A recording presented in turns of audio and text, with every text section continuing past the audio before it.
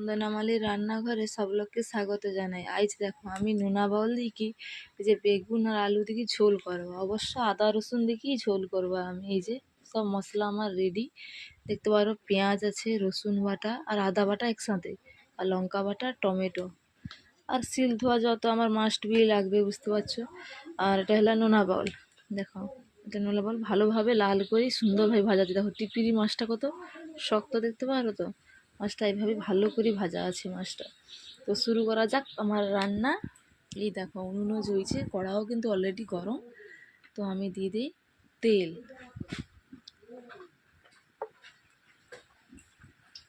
এই দেখো তেল কিন্তু গরম হয়েছে, এই যে দেখতে পারো।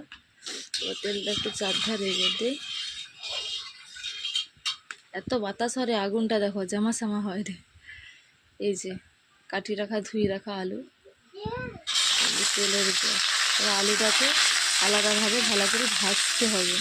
একটু জ্বালনটা আমি কমিয়ে দিই, কারণ জ্বালনটা বেশি দিয়ে যাবে, হালকা আঁচে ভাজতে হবে আলুটাকে। একটু বারকানো থাকবে।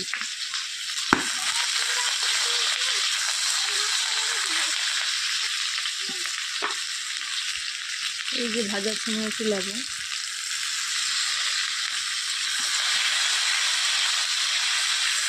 এবার আলুটাকে পুরো লাল লাল করে ভাজতে হবে।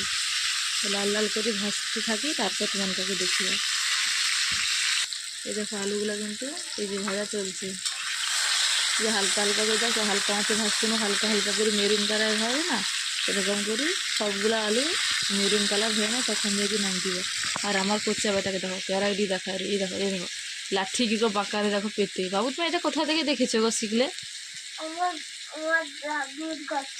তোর দাদুর কাছ থেকে? আরে পেটে লাগবে সোনা, এভাবে করতে নেই, লেগে যাবে। বাবা তুমি এখন ছোট্ট আছো, লেগে যাবে। হ্যাঁ আয় ভগবান, পারলে? হ্যাঁ ভুলি বাবু। হ্যাঁ হ্যাঁ আরে বিকে গেছে রে। ওই ওই এই গুড বয়। এই দেখো আলুগুলো কিন্তু আমার ভাজা হয়েছে, আর বেশি ভাজা যাবে না, এইভাবেই ভাজিয়ে তুলে দিতে হবে।